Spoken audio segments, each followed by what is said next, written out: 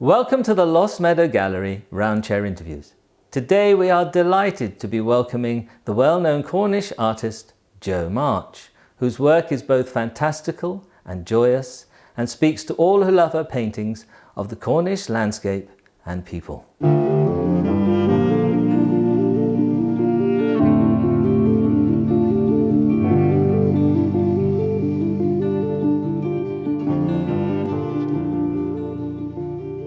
I realised that my influences are not necessarily artistic because they come from, they're a bit autobiographical, growing up in southeast Cornwall on the edge of the moor through the 60s and 70s when I wasn't painting and I wasn't thinking about painting and I was just observing like we all do. And I was always interested in art, but I never thought of myself as an artist, so I wasn't overly fascinated by artist technique or what they did. I saw pictures I liked. I always liked Stanley Spencer. I always liked Grant Wood, Samuel Palmer, people that painted landscape.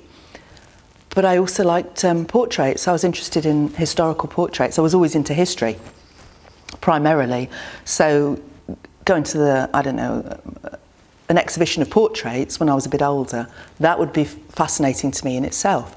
So I don't actually think that there was a clear influence of any particular art. I've always liked tendency towards realist art as opposed to abstract. So it's figurative more than abstract.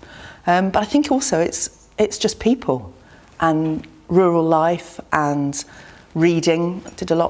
I like a lot of what you call proper rural authors like Richard Jefferies, poets, Edward Thomas, that sort of thing. And actually, if I think about it, you said about the 50s vibe, I think I'm a massive Luddite and a massive nostalgically driven person. Not that I kind of think that it was an ideal time, any previous time, or that I've even got a sense of what that time is.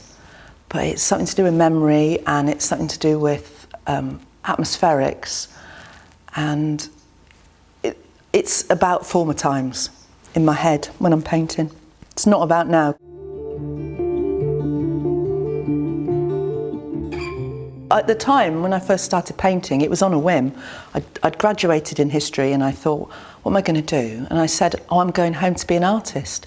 Everybody laughed and said, are you really? That's going to be like a 6-month wonder. I went, no, I'm going to go home and paint. What are you going to paint? And I said, I don't know. So I came home and I bought some oils and some paper and things, and I lived at home with my mum and dad and the dogs and in a village like I'd always lived, where I'd lived all my life, and it was a curiosity to other people. And I had a bit of an affectation because I was having to front it out. It was such an odd decision to make.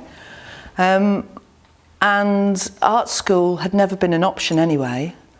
So I started to teach myself, but I probably was quite imitative to begin with because you're looking around thinking, well, how do I paint? What do I do?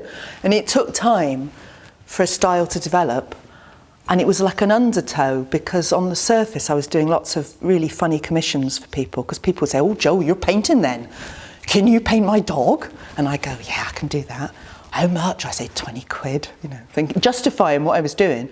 But underneath it all, I was also painting what I fancied painting, which had this, straight away was into this figurative, slightly idiosyncratic, rural people mostly. I wasn't really painting landscapes. And then after a few years, the landscapes came to the fore a bit by dint of the fact that the people I was painting, I was making them up and they were becoming odder and odder. And one day I painted this picture and it had these terrible old men in a handcart being pulled along by this woman. And my husband said, that's awful, Jo. Those people are horrid. No one's going to like that. I said, don't you think so? He said, no, take them out. It's a nice landscape behind. And I said, I don't paint landscapes. He said, there's a landscape, you've painted one. So I wiped them out, oils, of course, it's easier. And there was this landscape. And it was all there. It was a style that I hadn't even noticed I was doing. And the people receded slightly for a while whilst I worked on this quite bucolic pastoral, big hills, groves, very English. As I know it's Cornwall, but I think of myself as a very English artist, really.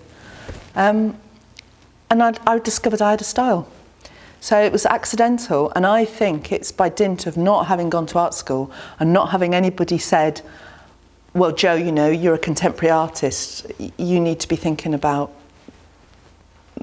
I didn't, I just made up stories and painted them, and the style just came.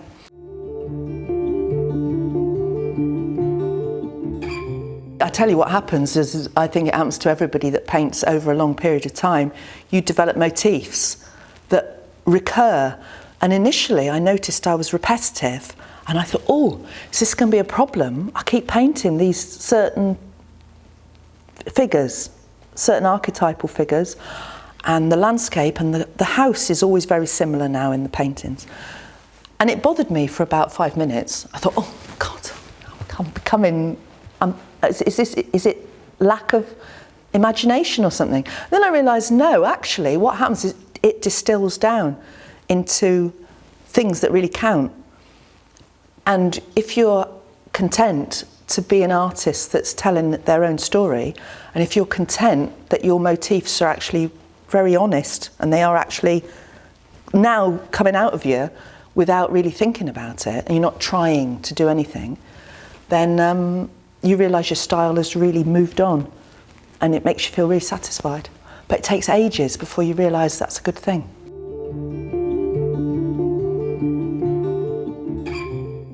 When I was a very small girl, my granddad, who was Irish, had kept greyhounds. He always had dogs, and I remember being small and there was this big stripy greyhound called Beezer that he used to bring down. And he was a bit of a poacher, and he was a bit of a gamekeeper as well. He'd done both sides, and he was very eccentric and quite a difficult man.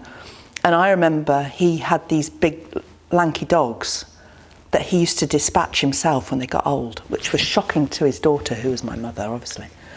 And she liked greyhounds.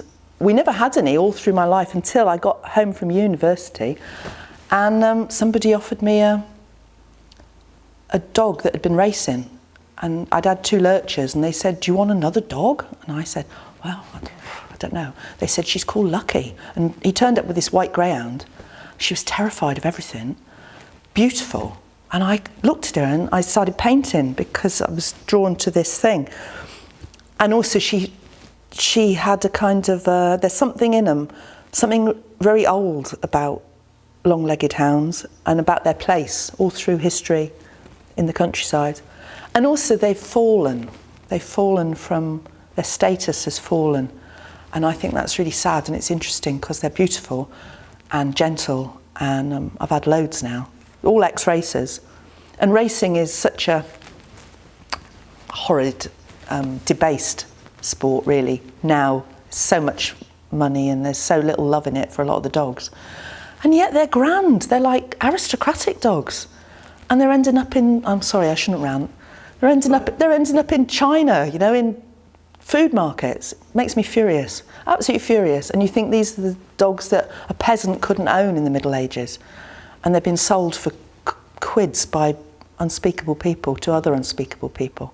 So, but I paint them also because they are Arcadian, and it's about the countryside and moonlight and dogs out with masters and Diana and magic and all that stuff.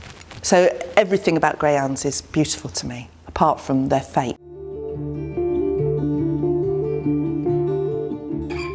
Some people say, a bit sinister, Joe, don't like that one. When I'm painting them, to me they're really amusing. And idiosyncratic is a good word because they're not meant to be unpleasant. But, you know, life, especially rural life, is full of dark corners, and it's full of oddly drawn characters and houses that make you think twice before you walk past. But that's partly joyous, it's partly scary in a good way. Some of it's tragic and melancholic, but it all is about the fullness of experience, of living in a place, especially if you live in a place your whole life.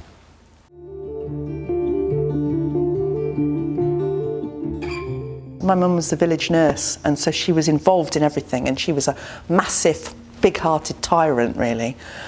And so everybody did what she said in De Wright, and she used to write these pantomimes and make people go in them, and we'd all have to dress up. And so I painted this portrait, which was like a family picture, and it's my mum and dad, and my dad is very laconic and straight-faced, wearing a big wig in a sort of a Baron Hardup outfit, and my mum is Baroness. And she's got me on her knee, and I look, I'm like a puppety thing. And my daughter is working it, because she was like, she's lovely, but she's a little monkey as well. She was a little tyrant as a girl. And it's true, it's a kind of a family portrait of a intensely odd family that we were. I can see ways that I could paint pictures that would be much more accessible in a wider way, much prettier, if you like, because some of them are quite sort of dark, really. Not, you know, they're painted with rich, dark colours and things, and everybody likes bright blue skies, don't they?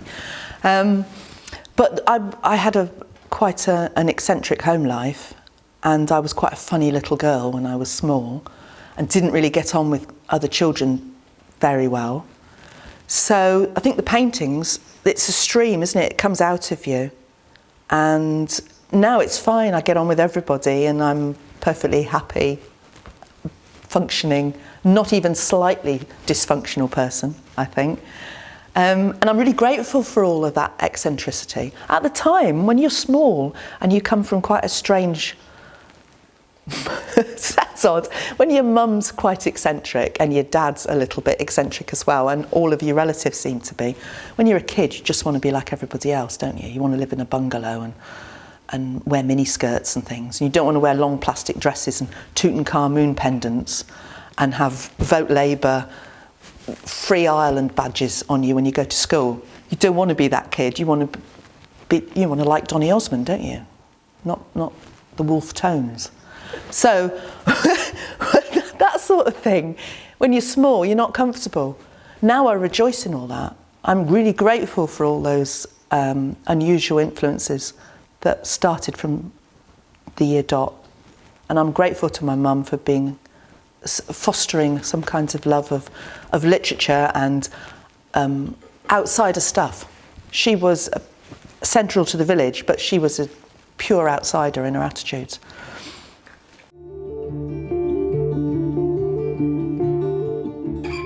The landscapes are all invented. They're imaginary places. So whilst I might start at a point on the painting that's got a certain familiarity to it, you know, I'll be interested in a group of fields that I've seen, or the way some trees are growing, or a gate.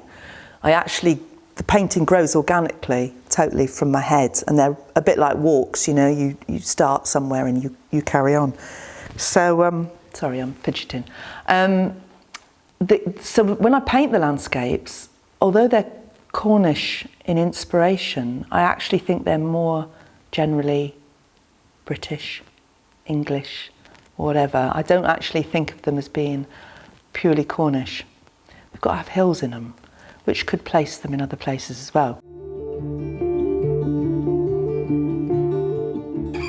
There's a few things coming up. I write a bit, so I'm trying to focus a bit on producing narratives that go with the paintings, which all sounds a bit cutesy. It doesn't have to be. What happens is sometimes I'll paint a picture and I can see the story in it, and then I'm inspired, compelled to write down a few paragraphs about it.